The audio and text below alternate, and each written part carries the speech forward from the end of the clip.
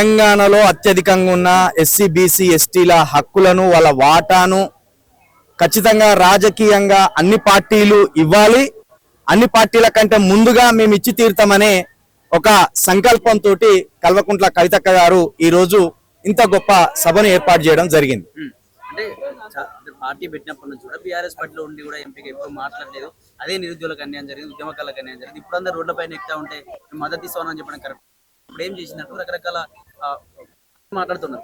అయితే విమర్శలు ఒకసారి మనము ఒక కొత్త దారి ఎంచుకున్నప్పుడు విమర్శలు సహజంగానే వస్తాయి. మనము ఏదైనా సంస్థకు కావచ్చు, ఏదైనా పార్టీకి కావచ్చు, ఏదైనా కంపెనీకి కావచ్చు, మనం యజమాని కానప్పుడు ఖచ్చితంగా కొంత స్తబ్దతగా ఉండిపోతాం. యజమాని ఇంకొకరైనప్పుడు మనం ఆ సంస్థలో ఒక సభ్యులమైనప్పుడు ఆ సంస్థ లోబడే మనం పని చేయవలసి ఉంటుంది. కాబట్టే ఆ రోజు కల్వకుంట్ల కవితక్క గారు కొంత మౌనం దాల్చింది. తన మనసుకు గాయం అనిపించే సంఘటనలు జరిగినా, తన మనసును గాయపరిచే సంఘటనలు జరిగినా, తను ఆ పార్టీకి ఓనర్ కాదు కాబట్టి ఆ రోజు మౌనంగా ఉండవలసిన పరిస్థితి ఎదురైంది. ఈ రోజు ఏ బాధలను చూసైతే, ఏ సంఘటనలను చూసైతే, ఏ అవకాశాలు ఈ ఎస్సీబీసీ ఎస్టీలకు అందలేదనే ఒక వేదన ఆమెలో ఉన్నదో ఆ ఆవేదనకు ప్రతిరూపమే ఈ రోజు జరుగుతున్న సామాజిక న్యాయ తెలంగాణ సంకల్ప సభ అని కూడా మేము చెప్పదలుచుకున్నాం. అంటే ఇప్పుడున్న పరిస్థితుల్లో ఫ్రీ విద్యా వైద్యం ఇస్తామని చెప్పేసి ఒక హామీ ఇచ్చారు 15 రోజులకు సంబంధించి. నిజంగా సాధ్యమేనా ఇప్పుడు పరిస్థితుల్లో? చాలా చాలా చాలా చాలా సాధ్యం. ఏ విధంగా అంటే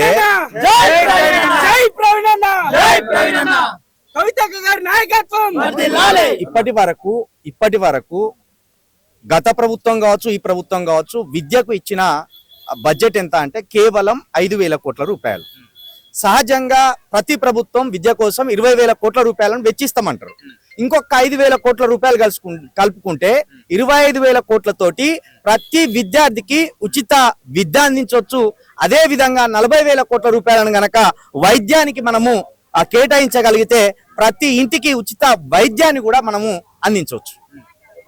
దీనికి సంబంధించిన పార్టీ పెట్టినప్పటి నుంచి రకరకాల విమర్శలు వస్తున్నాయి. విమర్శల్లో ముఖ్యంగా అంటే రేవంత్ రెడ్డి పార్టీ పెట్టించిందని చెప్పి, అంటే రేవంత్ రెడ్డి మొత్తం ఖర్చు చేసుకుంటున్నాడు, ఆ బీఆర్ఎస్ పార్టీని లేకుండా చేయడం కోసమే కవితను వాడుకుంటున్నాడు, రకరకాల విమర్శలు వినిపిస్తా ఉన్నాయి. మీరే విమర్శలు అంటున్నారు కదా, దానికి సమాధానం చెప్పాల్సిన అవసరం లేదనుకుంటా. ఇప్పుడు మీరే విమర్శలు అన్నారు. విమర్శలు అన్నాక ప్రతి ఒక్కడు ఏదో ఒక రాయి వేస్తాడు రాజకీయంలో ఉన్నప్పుడు. ఎవడో ఇప్పుడు నేను నాటు భాషలో చెప్తా, ఎవని బిడ్డనో మనం ముద్దు చేసి మనకి బట్టలు కొనియం, ఎవరి బిడ్డనో ముద్దు చేసి మనం సాధం. ఎవరి బిడ్డను వాళ్ళే సాదుకుంటారు, ఎవరి సిద్ధాంతాన్ని వాళ్ళే మోస్తారు. ఈ రోజు కల్వకుంట్ల కవితక్క గారు ఒక మహిళగా ఒక గొప్ప సంకల్పాన్ని భుజాన వేసుకొని, ఒక గొప్ప సిద్ధాంతాన్ని భుజాన వేసుకొని ముందుకు పోతున్న ఈ సమయంలో మీలాంటి వాళ్ళు కూడా ఆ విమర్శలను తిప్పికొట్టాలి. అవి మేము విమర్శలుగానే పరిగణిస్తాం. రానున్న రోజుల్లో ప్రతి ఒక్క విమర్శకు సమాధానం మీ కళ్ళ ముందు కనిపిస్తుంది.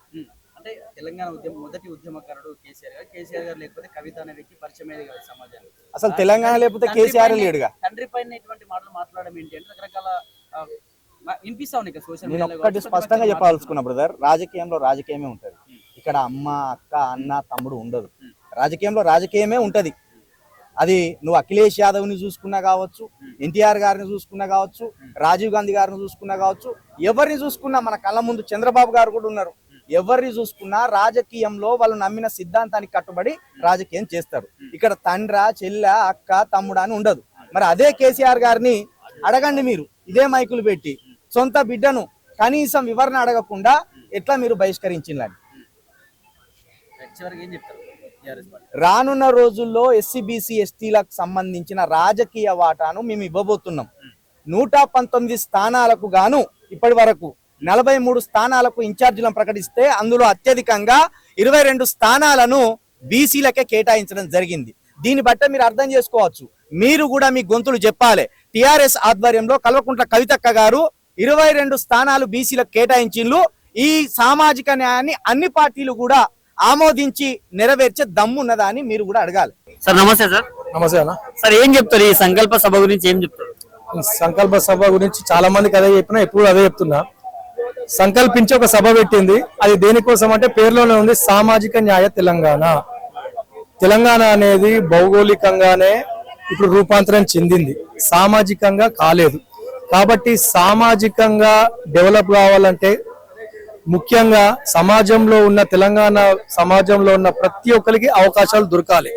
ఇప్పటి వరకు అవకాశాలు దక్కని వారు, అది రాజకీయ పరంగా కానీ, సామాజిక పరంగా కానీ, ఆర్థిక పరంగా కానీ వెనుకబడ్డ వాళ్ళని అక్క పాంచజన్యం అని చెప్పి ముఖ్యంగా ఉచితాలు ఇచ్చి అనవసరమైన ఖర్చు పెట్టి తెలంగాణ రాష్ట్రం యొక్క ఖజానాని ఓట్లు ఎరేసి ఓట్ల కోసం కాకుండా ప్రజలకు ఎలాంటివి ఇస్తే వాళ్ళు అభివృద్ధి చెందుతారని ఆలోచించి వాళ్ళు పూర్తిగా వర్క్ చేసి మేధావులతోటి, ఇప్పుడు చాలా మంది మేధావులు ప్రతి ఒక్క సబ్జెక్టు మీద గ్రిప్ ఉన్న వాళ్ళందరినీ కూర్చోబెట్టుకొని మనము ఈ పంచజన్యం ఖచ్చితంగా మనం ఇంప్లిమెంట్ చేయగలుగుతామా అని అనుకున్న తర్వాతనే పార్టీ పెట్టి పంచజన్యం మేనిఫెస్టోలో పెట్టడం జరిగింది.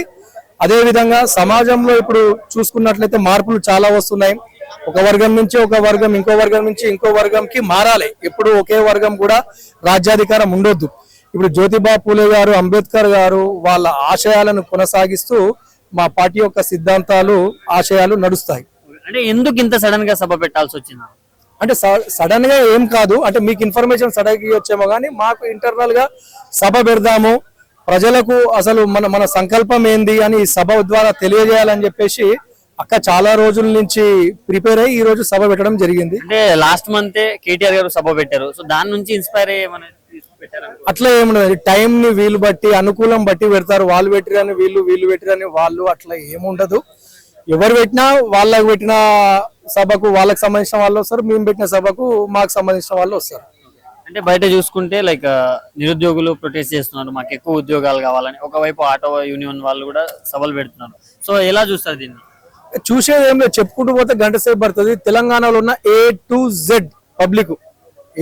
Z పబ్లిక్ అన్ని వర్గాలు, అన్ని సంస్థలు, అన్ని రంగాల వారు ఇబ్బంది పడుతున్నారు. ఇప్పుడు మీరు లేవనెత్తిన ప్రశ్న, ఆటో వాళ్ళు ఇబ్బంది పడుతున్నారు, అదేవిధంగా నిరుద్యోగులు ఇబ్బంది పడుతున్నారు, ఆఖరికి కాలేజు యాజమాన్యులు ఇబ్బంది పడుతున్నారు. ఇప్పుడు RRR అని చెప్పేసి మాది యాదాద్రి భువనగిరి రాయగిరి దగ్గర రైతులు ఏడుస్తున్నారు. మా పొలంలో ఇన్ని సంవత్సరాలు మేము పుట్టేది ఇక్కడనే సచ్చేది ఇక్కడనే అన్న ఉద్దేశంలో ఉన్న రైతులు వాళ్ళ కంటి ముందు 10 రూపాయలు వచ్చేది 2 రూపాయలకు కలెక్టర్లతోటి వాళ్ళతోటి మాట్లాడిచ్చి ఇచ్చి నిర్దాక్షిణీయంగా అకర్రాన్ రోడ్డు, దేనికి ఎవరికి అవసరం లేని RRR రోడ్డు వేసి ఆ బాధితులందరినీ ఘోషపుచ్చుకుంటారు.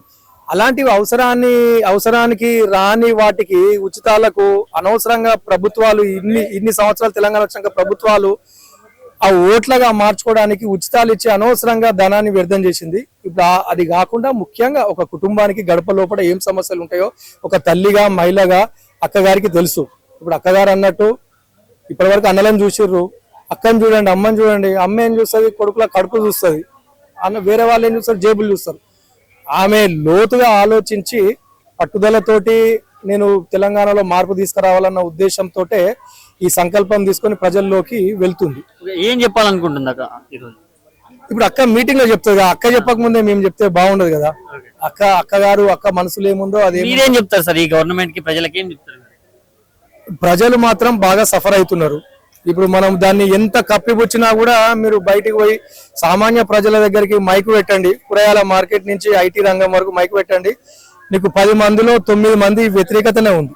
ఎందుకంటే రియల్ ఎస్టేట్ పడిపోయింది, పైసల ట్రాన్సాక్షన్ లేదు, కాంట్రాక్టర్లకు బిల్లులు వస్తలేవు, కాలేజ్ వాళ్ళకు రియంబర్స్మెంట్ వస్తలేదు. ఇప్పుడు మీరు అన్నట్టు ఆటో వాళ్ళు ఇబ్బంది పడుతున్నారు. నిరుద్యోగులకు నోటిఫికేషన్ అనే వేసి ఇప్పటి వరకు నిరుద్యోగులకు ఎలాంటి నోటిఫికేషన్ లేదు. వాళ్ళు హామీలో ఇచ్చిన నోటిఫికేషన్లు ఇప్పటి వరకు భర్తీ చేయలేదు. ఉద్యోగాలు లేవు. సరే ఉద్యోగాలు ఇయ్యారు, స్కిల్ డెవలప్మెంట్ యూనివర్సిటీ పెట్టి ప్రతి ఒక్క నియోజకవర్గంలో స్కిల్ డెవలప్మెంట్ యూనిట్ పెట్టి అక్కడ స్కిల్స్ నేర్పించి అట్లన్నా కనీసం ఉపాధి ఇస్తారా ఇల్లు గడవడానికంటే అట్లా కూడా లేదు. కేవలం వాళ్ళు దీపం ఉన్నప్పుడే ఇల్లు చక్కబెట్టుకోవాలన్నట్టు విధంగా లావాదేవీలు చేసుకొని సూట్ కేసులు మార్పిడి అవుతున్నాయి. కానీ ప్రజలతోటి మాత్రం ఇప్పటివరకు ప్రజలకు ఒరిగింది ఏం లేదు. ప్రజలు కూడా ఇప్పుడు నెక్స్ట్ ఎలక్షన్స్ పెడితే కాంగ్రెస్ ని నమ్మేటట్లేరు, అదే విధంగా ఇంత ముందు ఉన్న బీఆర్ఎస్ ను కూడా నమ్మేటట్లు లేరు. వచ్చేసారి కవితక్క సీఎం అయ్యే ఛాన్సెస్ ఉన్నాయి? ఖచ్చితంగా ఉంది. మేము ఇప్పుడే నడక నేర్చుకున్నాం, మెల్లగా ఉరుకుతున్నాము, పరిగెత్తుతాము, కాలం సమాధానం చెప్తుంది, ప్రజల్లోకి వెళ్తున్నాము. ప్రజల్లో చాలా పాజిటివ్ వైబ్స్ ఉన్నాయి, ప్రతి ఒక్కరు ఆహ్వానిస్తున్నారు. చూద్దాము, ఒక మహిళకు ఇచ్చి చూద్దాం ఈసారి. ఇప్పుడు మా కమిటీలో అయితే దాదాపు 80% కమిటీలో సబ్బండ వర్గాలలో బీసీలకు, ఎస్సీ ఎస్టీ మైనార్టీలకు కమిటీలో పోస్టులు ఇచ్చింది. రాబోయే అసెంబ్లీ ఎలక్షన్ లో కూడా అక్కగారు చెప్పినట్టుగా సామాజిక మేమెంతో మాకెంత అన్న విధంగానే ఇస్తుంది. ప్రజలు కూడా ఇప్పుడు అంగీకరిస్తున్నారు. రాబోయే కాలంలో మేము ప్రభుత్వాన్ని కూడా ఫామ్ చేస్తాం. జనసేన పార్టీ అధికారంలోకి 100% వచ్చి తీరుతుందని చెప్పేసి ఈ సందర్భంగా తెలియజేస్తా ఉన్నా. ఇవాళ ఈ సరూర్ నగర్ ఇండోర్ స్టేడియంలోనే 119 నియోజకవర్గాల నుంచి కొన్ని వేలాది మందిగా తరలి రావడం ఇదే మా విజయానికి సంకేతం అని చెప్పేసి అలా ఉన్నటువంటి కాంగ్రెస్ ప్రభుత్వానికి కూడా మేము హెచ్చరిక జారీ చేస్తా ఉన్నాం. అంటే ఏ నమ్మకం తోటి ఇంతమంది ప్రజలు వస్తున్నారు అనుకోవచ్చు ఈరోజు సభకు? ప్రజలకు అన్ని వర్గాలను గుర్తించాలి.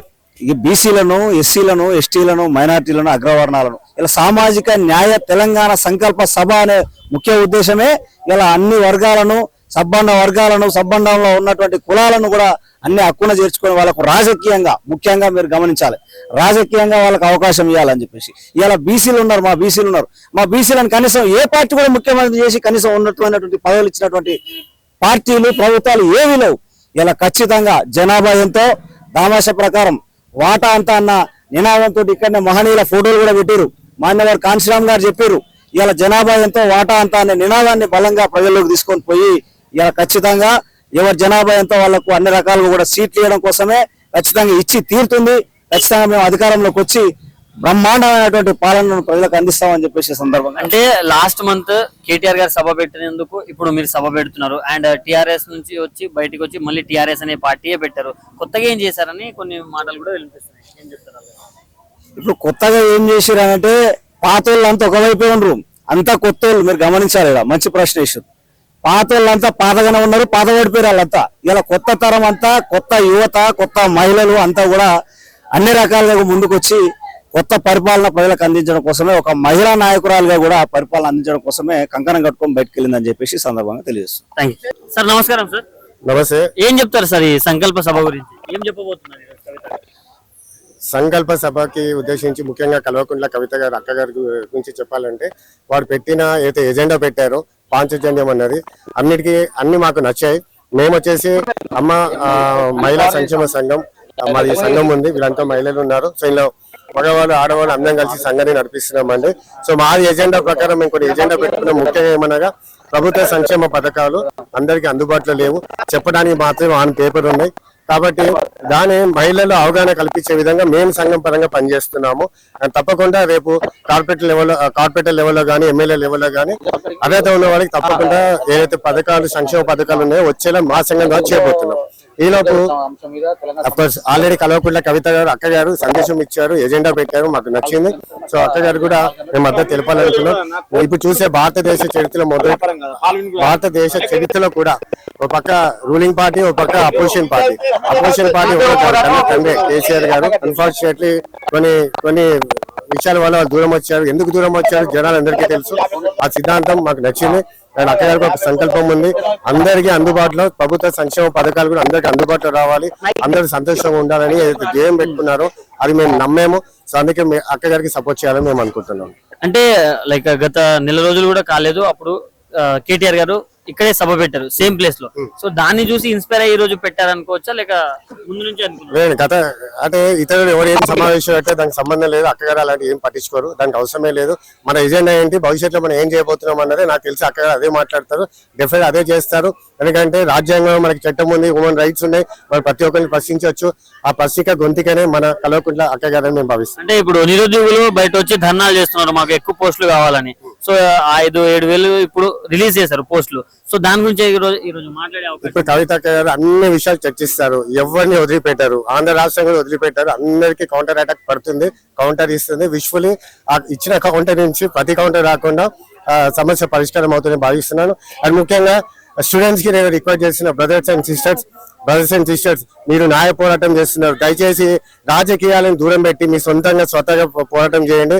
మేము ఎప్పుడు అమ్మ మధ్యవర్తి సంఘం ద్వారా మేము కూడా అందుబాటులో ఉంటాం. మారి పెద్ద సంస్థ కానీ మేము ఓన్లీ పెళ్లి చేసే సంస్థనే, కానీ ఇలాంటి విషయాలు ఉన్నప్పుడు మేము కూడా రోడెక్తాం, మీకు మద్దతుగా ఉంటాం. రాజకీయ నాయకులను దూరం పెట్టండి, రాజ్యాంగం ప్రకారం మీ హక్కు ప్రకారంగా మీరు అడగండి. నేను చాలా సమావేశాలు, చాలా కొట్లాట, ధర్నాలు చూశాను, కానీ ఎక్కడ ఏదో ఒక పార్టీ ఉంటుంది. ఎందుకు సార్ పార్టీ లేకుండా మీరు పోలేరా? ఇది నా సందేశం. Thank you. అమ్మా నమస్తే. అమ్మా నమస్తే అండి. సో ఎందుకు పెట్టారమ్మా ఈ సభ? ముఖ్య ఉద్దేశం ఏంటి? ఈ సభ ముఖ్య ఉద్దేశం వచ్చేసి సామాజిక తెలంగాణ. అంటే ఎన్ని వర్గాలు ఉన్నాయో, ఎన్ని కులాలు ఉన్నాయో, అన్ని కులాలు, అన్ని వర్గాలు అన్ని సార్లు కరెక్ట్ న్యాయానికి నోచుకోవట్లేదు. అది మనకే తెలుసు. మనకి గుడిమెల్లలో జరిగిన ఒక నినాదం ఏదైతే ఉందో, ఇన్సిడెంట్ ఉందో, 2 months బేబీ చనిపోయింది. దేనివల్ల? సామాజిక న్యాయం అక్కడ జరుగుంటే, అందరికీ ఒకటే న్యాయం జరుగుంటే ఆ రోజు ఆ బేబీ ఎందుకు చనిపోయేది? అందరూ కలిసి లోపలికి వెళ్ళాలన్నప్పుడు అందరూ కలిసి వెళ్ళేవాళ్ళుగా. ఇటువంటి వివక్ష ఇంకా కొనసాగుతుంది. కొన్ని వర్గాలని, కొన్ని సంపన్న వర్గాలని, కొన్ని సామాజిక పరంగా సంఖ్యాబలం ఉన్న వాళ్ళని మాత్రమే తీసుకొని వాళ్ళని మాత్రమే ఓటు బ్యాంకుగా వినియోగించుకుంటున్నారు. మిగిలిన వాళ్ళు అవసరం లేదా? అవసరమే కదా, అందరినీ కలుపుకొని పోవాలిగా. ప్రభుత్వాలని ప్రజల కోసం పనిచేస్తావు, వర్గాల కోసము సమాజాల కోసము కాదు కదా. ఇటువంటి సమాజాన్ని సామాజిక న్యాయం అనేది ఎందుకు పెట్టామంటే, ఉన్న 130 కులాల్లోనూ ఉన్న 130 కులాల్ని కలుపుకుంటూ ఏకతాటి మీద నడుపుకుంటూ మన సమాజంలోనూ ఒక అమ్మతనాన్ని, ఒక అమ్మ ఇంట్లో 4 పిల్లలు ఉంటే 4 ఒకేలా చూస్తుంది. అదే ఒక అమ్మతనాన్ని ఒక స్పృశిస్తూ మన కవితక్క గారు ఈ సామాజిక తెలంగాణ ఇప్పుడు సమానంగా చూడట్లేదు అంటారా? బరాబర్ చూడట్లే అన్న. మీకేమైనా డౌట్ ఉంటే చెప్పండి. దళిత బంధు ఇచ్చారు, బీసీ బంధు ఇచ్చారా, ఓసీ బంధు ఇచ్చారా, మైనార్టీ బంధు ఇచ్చారా? పోనీ ఇస్తే చెప్పండి అన్న, నేను మాట్లాడను.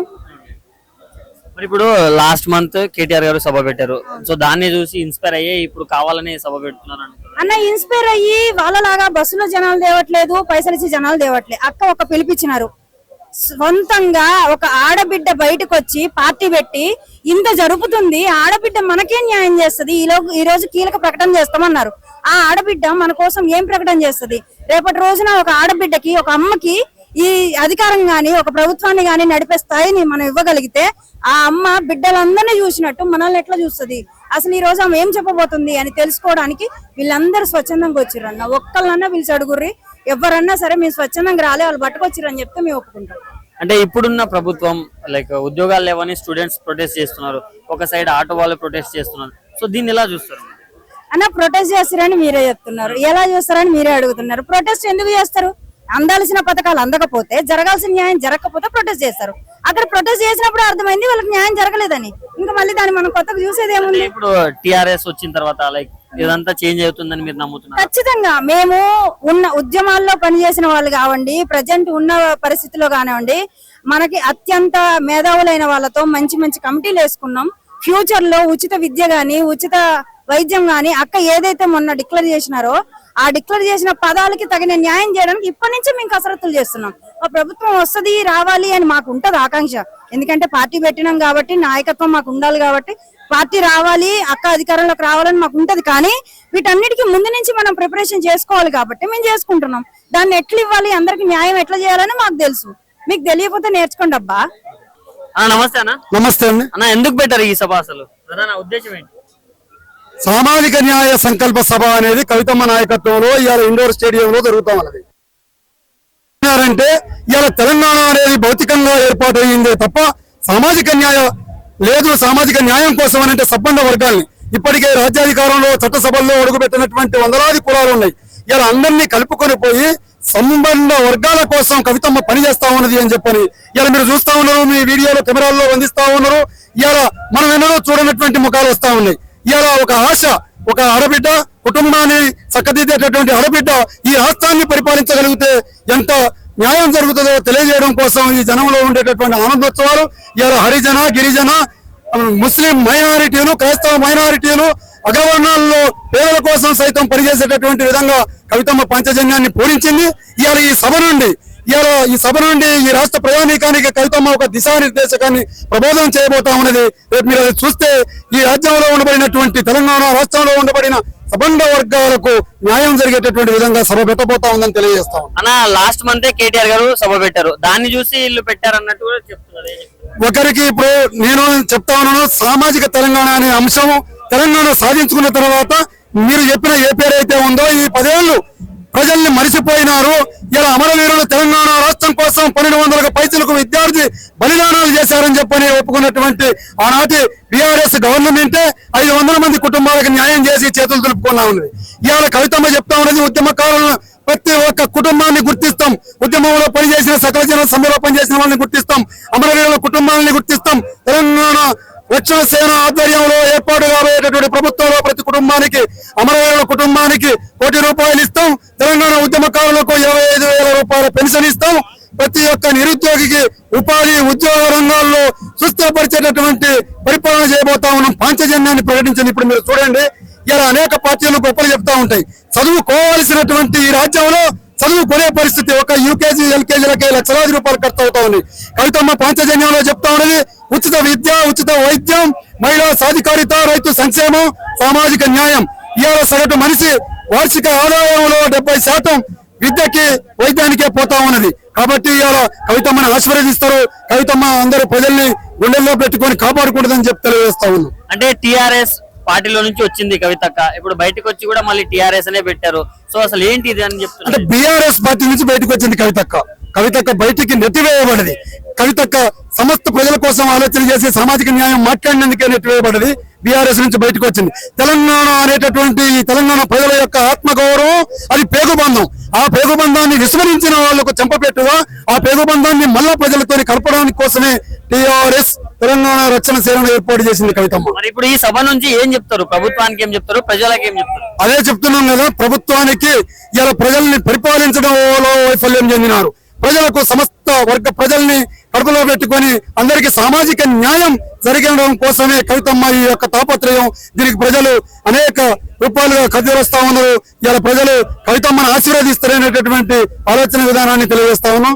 జై కవితమ్మ, జై తెలంగాణ.